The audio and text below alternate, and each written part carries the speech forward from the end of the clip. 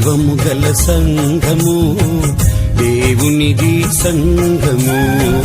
నామునకు మహిమ కలుగునుగాక. మరొకసారి ప్రభు పేరట మీ కొందనాలు చెల్లించుకుంటున్నాను. ఒక భాగాన్ని మనం చదువుకొని చిన్న ప్రార్థనతో కొన్ని సంగతులు జ్ఞాపకం చేసుకొని పరిశుద్ధమైన ప్రభు యొక్క శరీరములో, ప్రభు యొక్క రక్తములో మనం పాలివారు అవుదాము. రోమిలికి రాసిన పత్రిక 6వ అధ్యాయము 13వ వచనాన్ని అందరము కలిపి చదువుకుందాము. రోమిలకు రాసిన పత్రిక 6వ అధ్యాయము 13వ వచనం. మరియు మీ అవయవములను దుర్నీతి సాధనములుగా పాపమునకు అప్పగింపకుడి, అయితే మృతులలో నుండి సజీవులమనుకొని మిమ్మును మీరే దేవునికి అప్పగించుకొనుడి. మీ అవయవములను నీతి సాధనములుగా దేవునికి అప్పగించుడి. చిన్న ప్రార్థన చేసుకుందాం. మహోన్నతుడు అయిన తండ్రి యేసుక్రీస్తు పునరుత్థాన బలములో మాకు అనుగ్రహిస్తూ వచ్చిన బ్యాప్తిజ అనుభవంలో పాప విముక్తికై కృతజ్ఞతలు చెల్లించుకుంటున్నాను. బంధ విముక్తులమైన మేము తిరిగి మీ యొక్క జీవం కలిగిన సంఘములో అవయవాలుగా మమ్మల్ని చేర్చారు. నైనా మేము నీతికి సాధనాలుగా ఉండడం మాకు నేర్పించమని, కొన్ని మాటల చేత మా అంతరంగ బాహ్య జీవితములను సరిచూపరిచి ఉన్నతమైన మీ యొక్క పిలుపు కొరకై, మీ రాజ్యం కొరకై సిద్ధపడినట్లు స్వపరీక్షతో ప్రభు యొక్క రక్తమాంసములను సమీపించుటకు కృపనివ్వమని, అన్ని విషయాల్లో మీ నామాన్ని గనపరుస్తూ మీ పక్షముగా నిలబడుతుండగా మీరు ఆశించిన సత్యాన్ని నైనా మీ ప్రజలతో పంచుకోవడానికి కృపనివ్వమని, నాతో మాతో మీరు మాట్లాడమని ప్రభు పేరట ప్రార్థించి అడిగి వేడుకుంటున్నాను మా పరమ తండ్రి. ఆమేన్. ప్రియులరా, చేరిన మీ అందరిని బట్టి, ఆరాధన అనుభవంలో ఆయనను ఆరాధించిన ప్రతి ఒక్కరిని బట్టి ప్రభువును స్తుతిస్తూ, పరిశుద్ధమైన ప్రభు యొక్క శరీరములో, ప్రభు యొక్క రక్తములో పాలివారగడం కొరకు ఒక విషయాన్ని మనం జ్ఞాపకం చేసుకుందాము. క్లుప్తంగా కొన్ని సంగతులు మీతో పంచుకోవాలని ఆశపడుతున్నాను. మన ధ్యానాంశం ఏమిటంటే, నీతికి సాధనాలుగా మన అవయవాలు ఉండడం. నీతికి సాధనాలుగా మన శరీరం ఉండాలి, అది దేవుడు కోరుతున్నాడు.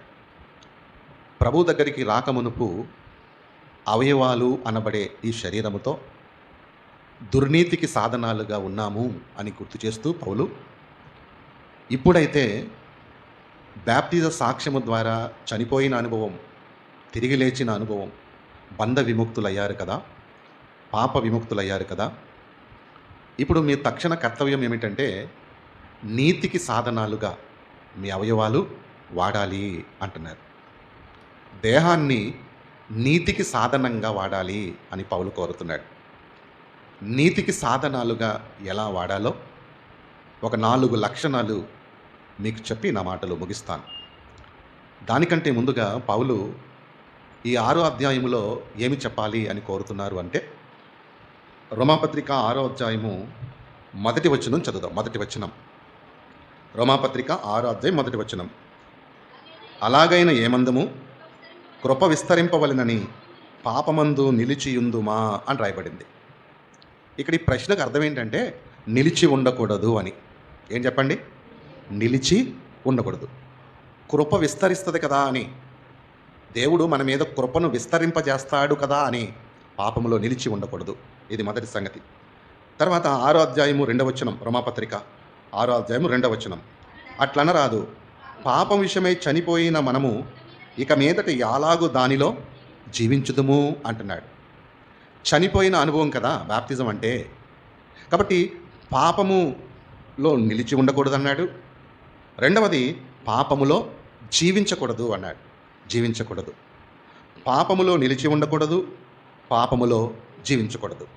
మూడవ సంగతి, రోమపత్రిక 6వ అధ్యాయము 12వ వచనం. రోమపత్రిక 6వ అధ్యాయం 12వ వచనం. కాబట్టి శరీర దురాశలకు లోబడినట్లుగా చావునకు లోనైన మీ శరీరమందు పాపమును ఏలనీయకుడి. మూడవది ఏంటంటే, పాపము యొక్క ఏలుబడి కింద ఉండకూడదు. పాపములో నిలిచి ఉండకూడదు, పాపములో జీవించకూడదు, పాపము యొక్క ఏలుబడి కింద ఉండకూడదు. 4వ సంగతి, రోమపత్రిక 6వ అధ్యాయము 15వ వచనం. రోమపత్రిక 6వ అధ్యాయము 15వ వచనం. అట్లైన ఎడల కృపకే గాని ధర్మశాస్త్రమునకు లోనగు వారము కామని పాపము చేయుదుమా, అదన్నటికీ కూడదు. అంటే పాపము చేయకూడదు. ఈ 4 విషయాలు చెప్తున్నాడు. చనిపోయిన యేసుక్రీస్తును పోలి, తిరిగి లేచిన యేసుక్రీస్తును పోలి, చనిపోయిన అనుభవం, తిరిగి లేచిన అనుభవం మనమే ఎంచుకోమని చెప్పాడు కదా పౌలు గారు. అలా ఎంచుకున్నప్పుడు, పాప విముక్తి పొందినప్పుడు విడిపింపబడిన ఆ పాపములోకి మరలా వెళ్ళకూడదు. అది ఇక్కడ పౌలు చెబుతున్న సందర్భం. అదేంటంటే పాపము చేయకూడదు, పాపములో జరిగిన తర్వాత దాంట్లో నిలిచి ఉండకూడదు, ఆ పాపములోనే జీవించకూడదు, పాపము ఏలుబడి చేయకూడదు, అంటే బానిసగా మారకూడదు ఆ పాపానికి అని పౌలు చెప్తున్నాడు. ఒక సంగతి మనం గమనిస్తే ప్రియులరా, దేవుడు మనిషిని ఆ నిత్యత్వాన్ని చేర్చడం కోసం, దేవుడు నా లోకానికి చేర్చడం కోసం, లేదా యుగయుగాలు దేవునితో ఉండేలాగా దేవుడు చివరి స్థితిని ఉంచాడు. అది నిత్యత్వం అంటారు, నిత్య జీవం అంటారు. దాని కొరకు సిద్ధపరుస్తున్నాడు మనిషిని. ఎలా సిద్ధపరుస్తున్నాడంటే పాపము నుండి తప్పించి. ఇదే మనము పరిష్కరించుకోవలసిన ఒక సమస్య క్రైస్తవ జీవితంలో. పాపము అనే ఒక సమస్య నుండి పరిష్కరించుకోవాలని దేవుడు కోరుతున్నాడు. అందుకనే పాపములో ఉన్న వ్యక్తిని చనిపోయిన అనుభవంలో, పునరుద్ధాన అనుభవంలో విముక్తులను చేశాడు, విడిపించిన దేవుడు మరల దాంట్లోకి రావద్దు అంటున్నాడు. అందుకనే చేయకూడదు, నిలిచి ఉండకూడదు, జీవించకూడదు, బానిసగా అవ్వకూడదు. అది పౌలు కోరుతున్న దాని అర్థం. ఇక్కడ చేయకూడదు అంటున్నప్పుడు, నిలిచి ఉండకూడదు అంటున్నప్పుడు, జీవించకూడదు అంటున్నప్పుడు, ఏలుబడి చేయకూడదు అంటున్నప్పుడు కృప అనే ఒక పదాన్ని వాడాడు పౌలు గారు. ఏం వాడారు చెప్పండి? కృపకు నేను దాసుణ్ణి కాబట్టి పాపం చేయొచ్చా? కృప విస్తరింపజేస్తాడు కాబట్టి దేవుడు పాపం చేయొచ్చా? దీని అర్థం ఏంటంటే, హాస్పిటల్ ఉంది కదా అని చెప్పి రోగం రావచ్చు అని అనుకుంటారు ఎవరైనా మీలో? డాక్టర్ ఉన్నాడు కదా, మంచి డాక్టర్ ఉన్నాడు, నాకేంటి, ఏ రోగం వచ్చినా పర్వాలేదు అనుకుంటారా? అనుకోరు. ఎందుకంటే డాక్టర్ ఉంటే ఉండనివ్వండి. అనుకోకుండా వస్తే డాక్టర్ తప్ప కావాలని రోగం రావాలని కోరుకుంటారా? అలాగే కృప ఉంది కదా అని చెప్పి పాపం చేయడానికి పూనుకోకూడదు. దేవుడు కృప చూపించి పర్వాలేదులే, క్షమిస్తాడు కదా అని ఆలోచన చేసి పాపములో వెళ్ళడానికి ఆలోచన చేయకూడదు ప్రేమైన వల్ల. అది ప్రమాదం. ఎంత ప్రమాదం అంటే, యోధాపత్రిక మొదటి అధ్యాయము, ఒకే అధ్యాయం ఉంటుంది. యోధాపత్రిక మొదటి అధ్యాయము 4వ వచనం. ఏలయనగా కొందరు రహస్యంగా చొరబడి ఉన్నారు, వారు భక్తిహీనులై దేవుని కృపను కామాతురత్వమునకు దుర్వినియోగపరచుచు మన అద్వితీయనాథుడును ప్రభువైన యేసుక్రీస్తును విసర్జించుచున్నారు. ఈ తీర్పు పొందుటకు వారు పూర్వమందే సూచింపబడినవారు అని రాయబడింది. ఇక్కడ 2 విషయాలు గమనించాలి, 2 సంగతులు. ఏంటంటే, కృపను వినియోగించుకోవాలి తప్ప మనిషి దుర్వినియోగం చేసుకోకూడదు. ఏం చేసుకోకూడదు చెప్పండి? దుర్వినియోగం చేసుకోకూడదు. వినియోగించుకోవడం వేరు, దుర్వినియోగం చేసుకోవడం వేరు. వినియోగించుకోవడం అంటే, మనిషి బలహీనుడు, ఆల్రెడీ పాప స్వభావం ఉంది, చేసినందుకు దేవుడు కృప చూపిస్తున్నాడు. గత్యంతరం లేక వినియోగించుకోవాలి, కృపను వినియోగించుకోవాలి. ఎందుకంటే వేరే ఛాన్స్ లేదు. ఇప్పుడు కృప చూపుతాడు కాదని చులకన చేసి పాపం చేస్తూనే ఉన్నాం అనుకోండి, దాన్ని ఏమంటారంటే దుర్వినియోగం చేయడం అంటారు. ఇది అబద్ధం అన్నా పర్లేదండి, తిట్టినా పర్లేదండి, కొట్టినా పర్లేదండి, డ్రింక్ చేసినా పర్లేదండి, వ్యభిచరించినా పర్లేదు, ఏం చేసినా పర్లేదులేండి, ఎందుకు దేవుణ్ణి క్షమాపణ కోరితే అయిపోలా? ఇది వచ్చింది సంఘంలోకి, కానీ ఇది సత్యం కాదు. క్షమాపణ ఉంది దేవుని దగ్గర, కాదనట్లేదు. కానీ విజయం పొందకుండా కేవలము క్షమాపణ మాత్రమే నువ్వు వినియోగించుకోవాలనుకుంటే దేవుని సిలువను, ఆయన రక్తమును నువ్వు చులకన చేసి దుర్వినియోగం చేస్తున్నావు అర్థం. ఎవరైతే దుర్వినియోగం చేస్తారో, ఇక్కడ ఏం రాయబడింది తెలుసండి, వాళ్ళు తీర్పు పొందడానికి సూచించబడ్డారు. అంటే వాళ్ళకి క్షమాపణ రాదు కూడా. పర్వాలేదులే, దేవుడు క్షమించేస్తాడులే, ఏం మాట్లాడినా పర్వాలేదు, ఎలా ఉన్నా పర్వాలేదు, ఏం చేసినా పర్వాలేదు. ఎందుకంటే రోగం రాకూడదని జాగ్రత్తలు తీసుకుంటాడు. పర్వాలేదులే, వచ్చినా పర్వాలేదు, మా ఫ్యామిలీ డాక్టర్ ఉన్నాడు అనుకుంటే ఇష్టానుసారంగా ఉంటాడు. దేవుని దగ్గర ఎప్పుడు కూడా దేవుడు ఏం కోరుతున్నాడంటే ప్రియులారా, క్షమాపణ ఉంది, కానీ అది దుర్వినియోగం చేయొద్దు.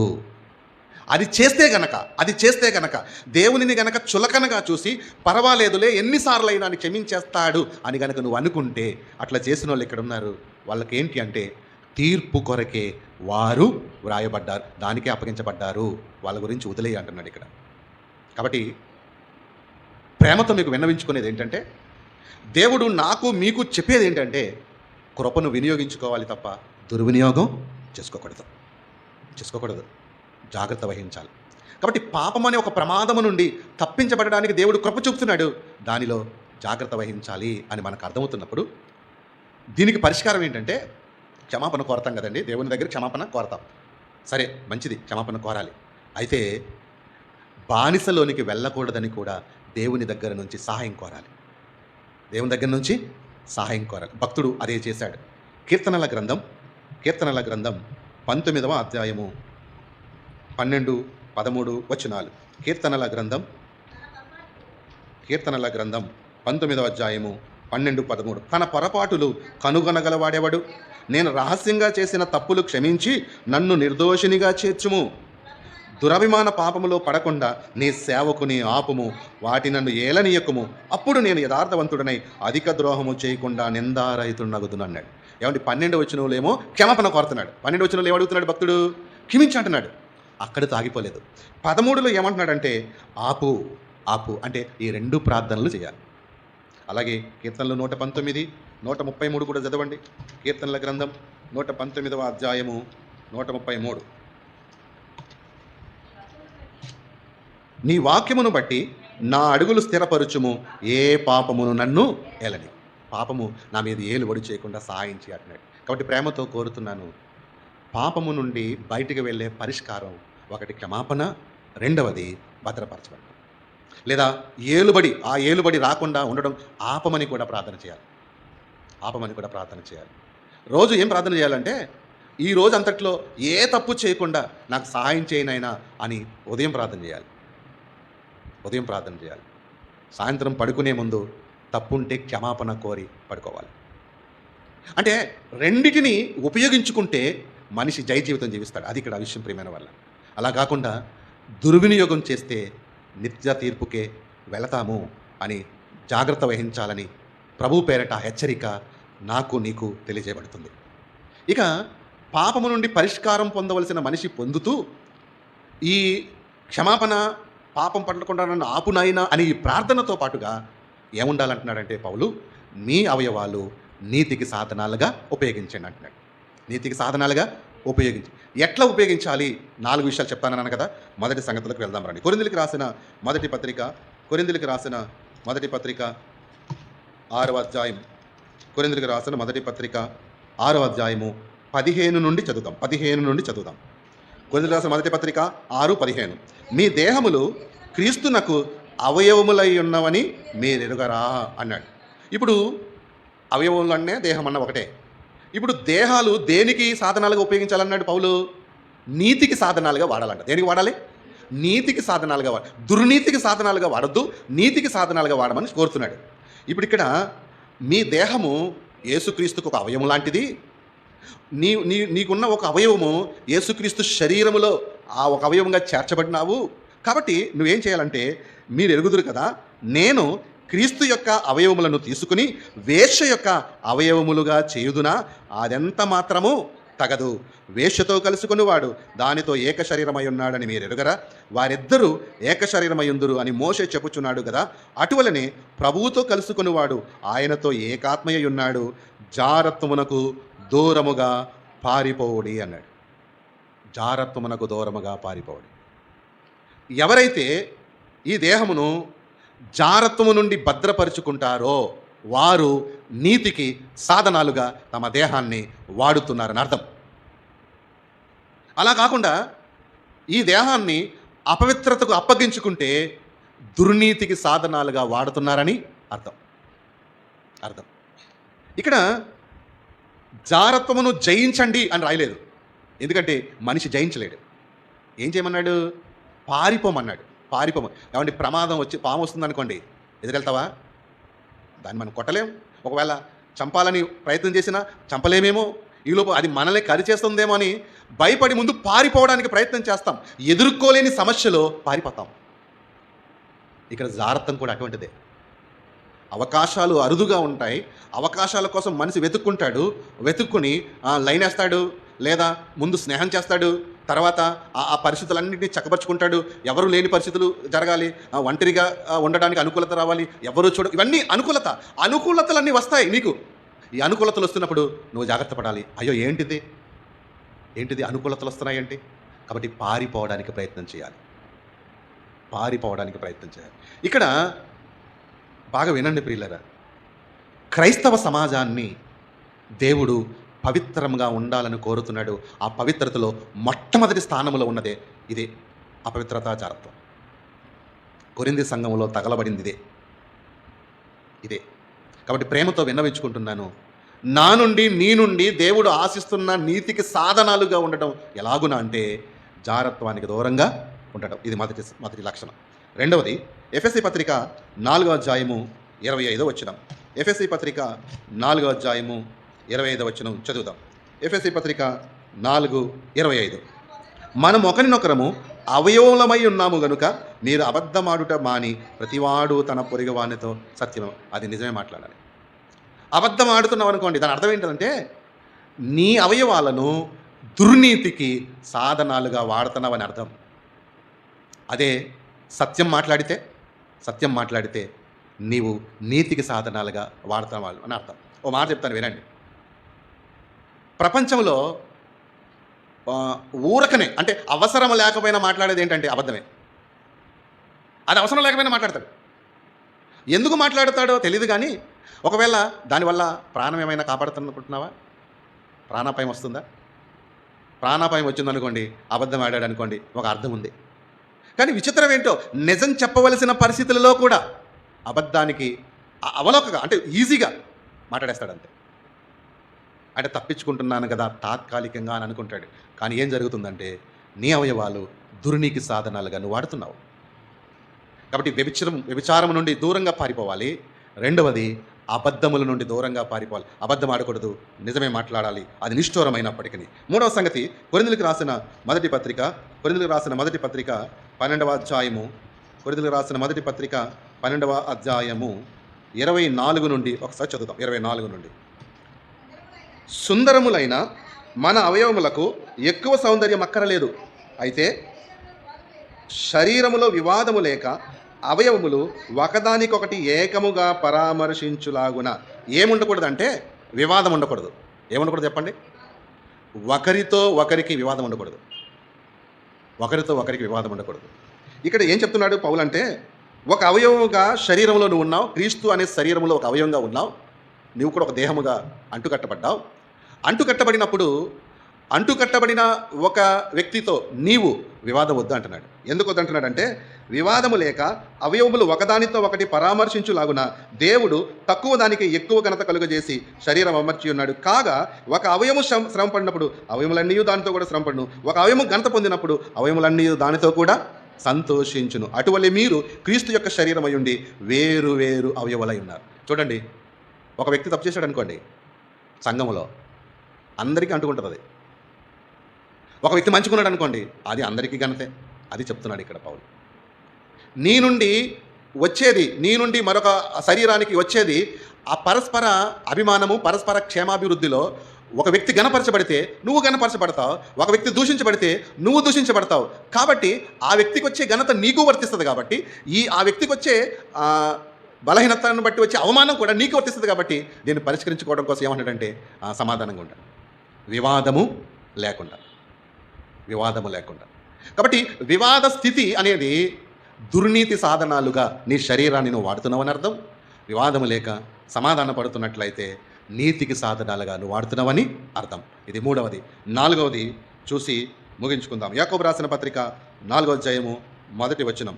యాకోబు రాసిన పత్రిక 4వ అధ్యాయము 1వ వచనం. మీలో యుద్ధములను పోరాటములను దేని నుండి కలుగుచున్నవి? మీ అవయములలో పోరాడు మీ భోగేచ్ఛల నుండియే కదా అని రాయబడింది. ఎక్కడి నుంచి యుద్ధం వస్తుంది అంటే, ఎక్కడి నుంచి వ్యాజ్యం వస్తుంది అని అంటే భోగేచ్ఛల నుండి అంట. దేని నుంచి చెప్పండి? భోగేచ్ఛల నుండి. అంటే విలాసవంతమైన భోగం కొరకు లేదా విలాసవంతమైన కోరిక అది ఎక్కడ తీసుకువెళ్తుంది అంటే ఎదుటి వ్యక్తిని చంపి తీసుకునేలాగా చేస్తుంది, లేదా ఎదుటి వ్యక్తితో దెబ్బలాడేలాగా చేస్తుంది. యుద్ధాలకి కారణం అదే, వ్యాజ్యాలకి కారణం అదే. అక్కడ కింద రాయబడింది, మచ్చరపడడానికి కారణం అదే, దోచుకోవడానికి కారణం అదే.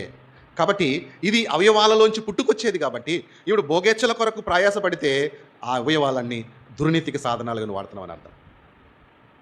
ఈ తృప్తికరమైన జీవితం దేవుడు కోరేది క్రైస్తవ జీవితం. ఉన్న దానిలో తృప్తిగా ఉండే జీవితాన్ని దేవుడు కోరుతున్నాడు. ప్రేమ, ఓ మాట చెప్తాను, బాగా వినండి. అత్యాశ అనుభవించకుండా కూడా చేస్తుంది. ఎందుకంటే ఉన్నదానిని అనుభవించకుండా అత్యాశకు వెళ్ళాడు అనుకోండి. అత్యాశకు వెళ్తున్నప్పుడు ఏమవుతుందంటే అసలు ఎదురుగుండా ఉన్నదానిని అనుభవించలేడు. ఎదురుగుండా ఉన్న గింజన్నం తినలేడు తృప్తిగా, ఏదో కావాలన్న ఆలోచనతో. ఎందుకంటే అమ్మ చక్కగా చేసి పెడుతుంది, తినరా అంటది, దీంట్లో బాగుంటాయి, మంచి ప్రోటీన్స్ ఉంటాయని చక్కగా బీరకాయ కూర వండి పెడుతుంది. అది దిగదు, ఏదో ఆశ. ఇది శ్రేష్టమైనదైనా అది తినడానికి ఇష్టపడాడు పిల్లవాడు. దీని అర్థం ఏంటంటే పిల్లరా, తృప్తి లేని జీవితం దగ్గర అసంతృప్తి ఏర్పడుతుంది. దాని వెనుక అనర్థాలు ఏంటంటే భోగేచ్ఛలు ఏర్పడతాయి. దీని వెనుక ఉద్దేశం ఏంటంటే అప్పుడు నీ అవయవాలన్నీ, నీ శరీరం అంతా ఏమవుతుందంటే దుర్నీతికి సాధనాలుగా మారిపోద్ది. మనకు తెలియదు ఆ క్రియారూపకం. కాబట్టి ప్రేమతో కోరుతున్నాను, దేవుడు కోరుకుంటున్నది ఏంటంటే పాపము అనే దానిని జయించడంలో క్షమాపణ కోరడం ఎంత ముఖ్యమో, పాపము నా మీద ఏలుబడి చేయకుండా నన్ను కాపాడని భద్రత కోరడం ఎంత ముఖ్యమో, క్రియారూపకమైన జీవితం కొరకు ప్రయాసపడడం అంతకంటే ముఖ్యం. ఆ క్రియారూపకమైన జీవితం ఏంటంటే జారత్వము నుండి దూరముగా పారిపోవడం నీకు రావాలి, అబద్ధముల నుండి దూరం అవ్వడం రావాలి, సత్యం మాట్లాడడం రావాలి, పవిత్రత కాపాడుకోవడం రావాలి, ఇక వివాదమునకు దూరంగా ఉంటూ సమాధాన పడడం రావాలి. నాలుగవది ఏంటంటే తృప్తికరమైన జీవితాన్ని జీవిస్తూ భోగేచ్ఛల నుండి దూరం అవ్వడం రావాలి. దూరం కాలేనప్పుడు ఈ భోగేచ్ఛ ఏమవుతుందంటే నీతికి సాధనాలుగా ఉండవలసిన నీ అవయవాలు దుర్నీతికి సాధనాలుగా అయిపోతాయి. ప్రియులరా, దేవుడు ఆశిస్తున్నది ఒకటే, అది ఎన్ని కోణాల్లో చెప్పుకున్నా పాపము నుండి బయటపడడం. అలా బయటపడడానికి గ్రంథములో దేవుడు ఏ చిట్కాలు ఇచ్చాడో, ఏ నియమాలు ఇచ్చాడో ఆ నియమాలను అనుసరిస్తూ వెళ్ళినప్పుడు మనము నీతికి సాధనాలుగా మన అవయవాల్ని వాడతాం. అప్పుడు పాప విముక్తులు పొందిన మనము పరిశుద్ధత అనే ఫలంలోనికి వెళ్తాం. ఆ పరిశుద్ధ జీవితంలో శాశ్వత లోకానికి సిద్ధపడుతున్న వాళ్ళం అవుతాం. అలాగూ లేని పక్షములో ప్రభు బల్ల అనే ఒక నిష్ట కలిగిన ఈ యేసు శరీరాన్ని, యేసు రక్తాన్ని సమీపిస్తున్నప్పుడు ఏమీ లేదులే, వాక్యం వినాలి కాబట్టి విని వెళ్ళిపోతాను అని, ఏముందిలే తీసుకోకపోతే నాలో ఏం లోపం ఉందని అందరూ అనుకుంటారేమో అని, లేదా లోపమన్నా పర్వాలేదులే అని తీసుకోవడం అని అనాలోచితంగా బల్లను సమీపించినప్పుడు 3 ప్రమాదాలు ఉన్నాయి. కఠినమైన ప్రమాదాలు ఉన్నాయి కొరింథీ పత్రికలో. మొదటిది ఏంటంటే బలహీనులు అవుతారు. ఏమవుతారు చెప్పండి? బలహీనులు అవుతారు. రెండవది రోగులు అవుతారు. మూడవది చచ్చిపోతారు. మనిషికి మరణాలు అనేక రకాలుగా వస్తాయి. పాపం చేస్తూ బల్లను సమీపించినా చచ్చిపోతాం. అదేంటండి దేవుడు అట్లా చేస్తాడు అనుకోవాకండి. పాపమే మనిషికి ప్రమాదం. ఆ ప్రమాదం నుండి తప్పించాలని ఆశించిన దేవుడు దానిలోని నువ్వు కొనసాగుతున్నప్పుడు ఆ ప్రమాదంలో రాని నీ జీవితాన్ని ముగిస్తాడు. అదే ఎయిడ్స్, అదే అనేక రకాల రోగాలు, అంతు చిక్కని రోగాలు శరీరానికి సోకే అవకాశం ఉంది ఈ పాపాల ద్వారానే. కనుక పౌలు హెచ్చరికను ఖాతరు చేయండి, జాగ్రత్త వహించండి, మంచి మనస్సాక్షిని కలిగి ఉండండి, అనాలోచితంగా చేయి వేయకండి. అయితే చేయి వేస్తే జీవం వస్తుంది అన్నాడు దేవుడు. అది పరీక్షించుకొని మంచి ప్రవర్తన కొరకు మన జీవితాన్ని దేవుడు అప్పగించుకోవాలనుకుంటున్నాడు. ఆ ప్రవర్తనలో అనుసరిస్తూ జీవాన్ని పొందుకోవడానికి ప్రయత్నం చేయాలి. అంతే తప్ప పాపమున్నా జీవం రాదు, పాపంలో ఉన్నవాడికి జీవం రాదు. పరిశుద్ధత కావాలనుకున్న వాడికి జీవం వస్తుంది. ఎందుకో తెలుసా? దేవుడు జీవం ఇచ్చాడు అనుకోండి, దేనికి దారి తీయాలి? పరిశుద్ధ జీవితానికి దారి తీయాలి. మరి నీలో పాపాన్ని పెట్టుకుని జీవాన్ని పొచ్చుకుంటే అసలు పాపం ఉంటే జీవం రానే రాదు. కనుక తస్మాత్ జాగ్రత్త, దేవుడు సామాన్యుడు కాదు. కనుక నీతికి సాధనాలుగా మన అవయవాలను అప్పగించుకుందాం, స్వపరీక్ష చేసుకొని ప్రభు యొక్క శరీర రక్తమాంసాలకు సమీపిద్దాం. అందరూ మోకాళ్ళ మీదకి రండి, బలను సమీపిద్దాం.